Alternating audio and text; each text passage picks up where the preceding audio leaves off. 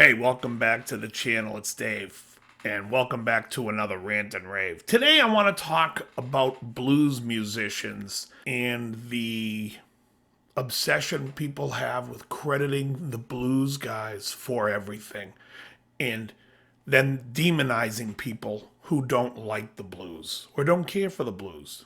One of my very first bands that I really loved was Led Zeppelin, and clearly a blues rock based band. They've been known to lift a blues song or two and take credit for it.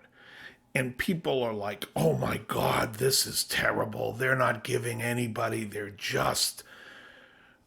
stealing these songs. And in fairness, I think Led Zeppelin just assumed they were traditional songs. And the reality is, that a lot of the songs that you hear from blues are traditional songs that were finally written down, arranged, and recorded by some of the earliest blues musicians. So the blues has its base in a form of music, Americana, that are known as Negro spirituals.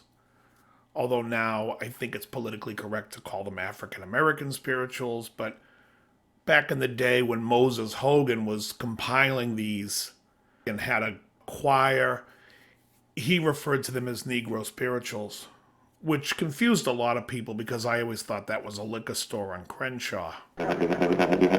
However, these are beautiful songs, and for those who don't know what they are, they're basically work songs or slave songs that were passed down generation to generation. In fact, when Ram Jam did Black Betty, I believe the Lead Belly camp was like, that's our song. You can't take our song, and kind of went after them. Lead Belly was not the original version of this song. There's a song 6 years earlier that was recorded in a prison with people singing this song. This is a song that's been passed down and passed down. In fact, not just blues does that, but even popular music and traditional music. For instance, Elvis Presley's Love Me Tender is just a rewritten of the lyrics of the Civil War song Aura Lee. If you listen to the song or look up the song Aura Lee, you basically can sing Love Me Tender right over it. It's just different lyrics. There's a lot of music that has been passed down. And in fact, country music would not have its sound had it not been from the banjo, which was an African instrument. I mean, country music is generally Celtic music mixed with some African music, and somehow through the melting pot of the South, developed into the style of music that it is today. In fact, if you look at Western Swing was heavily influenced by jazz. That doesn't mean if you're a country fan, you're going to love jazz. It doesn't mean if you like Western Swing, stuff like Bob Willis and the Playboys, that you are going to love jazz. If you listen to Steely Dan, that doesn't mean you're going to love bebop jazz, even though that's where they were taking a lot of their stuff from. There's so many things that influence us and so many things that we draw from that to sit there and point to someone and say, well, this is where this came from, so you must like the original, is absolute nonsense. One might say the guitar originated from the lute, so if you like the guitar, you must love the lute. Be like, what? It's crazy talk. Now, the reason why I really don't care for the blues is I find that it's very repetitive and that the melody is lacking. And I'm a person that loves a strong melody and strong harmonies and harmony in the music. So therefore, when the Beatles came out, and I was born in '68, so it was before my time, but when the Beatles came out, they shook the world because here were four guys from Liverpool playing music. Some of it was based in blues, not a lot of it. It touched on it. But a lot of it was based in American songbook, and yet it made it hip and made it more palatable to a wider audience. And that was something that was pretty incredible. The Stones took rhythm and blues and made it more palatable to a wider audience. When I hear the Stones and you hear them do Little Red Rooster, yeah, it's similar to the original. It's all right. It's not great. But what they did was they extended on it.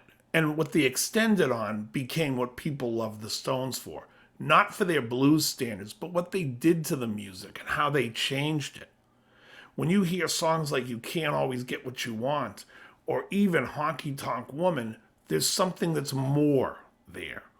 It's not just the original style of music.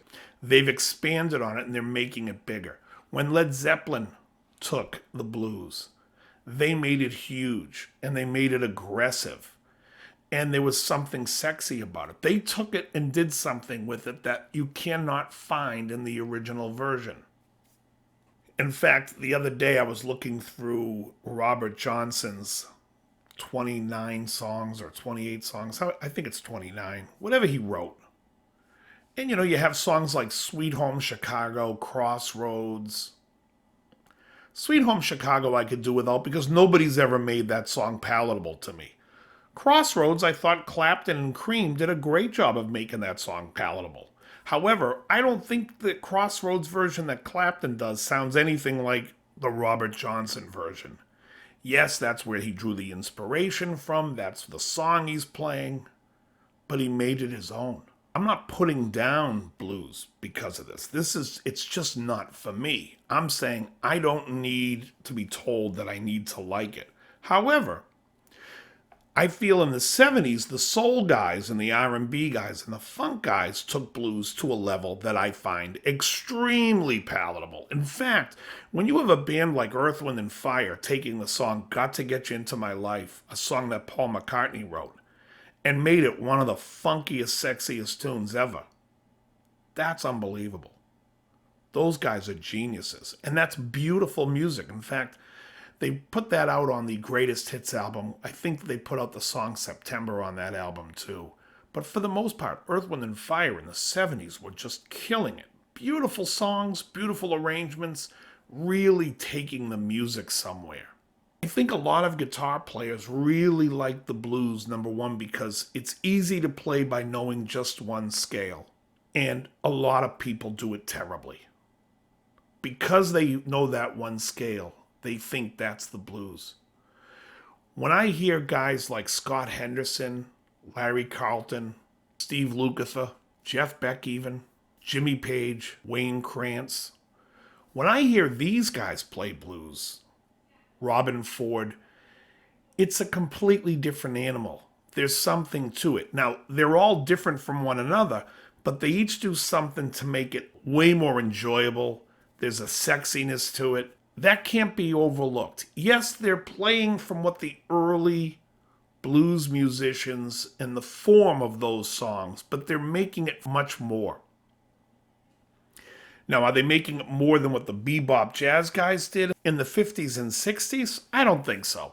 I mean, those guys are all geniuses. You can listen to an album like Kinda Blue, and if you tell me that's blues-based, that's fantastic. That record's great. There's strong emotion in it. The piano playing of Bill Evans, John Coltrane on sax. It is just a great record altogether. But I hate being told we have to go back to the influence to really give them credit. Like, you wouldn't have these guys. Like when people say, you wouldn't have Robin Trower if you didn't have Jimi Hendrix. Okay. So? You wouldn't have Jimi Hendrix if you didn't have Blind Lemon Shitbag. It doesn't matter.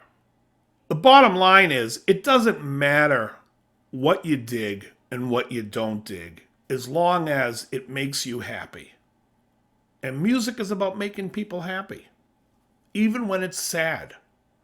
My two favorite kinds of music is music that makes me angry and music that makes me sad. And those two genres make me happy. But whether you play guitar because you love Eric Clapton, or you love Howlin' Wolf, or you love Yngwie Malmsteen, or you love George Lynch, you love Shred, you love Warren DeMartini, whatever it is that gets you excited about it, I'm just glad you're excited about it. And I hope in your excitement you look through my videos and maybe study some of the theory about it and go in with a little bit more. That is all. Very good.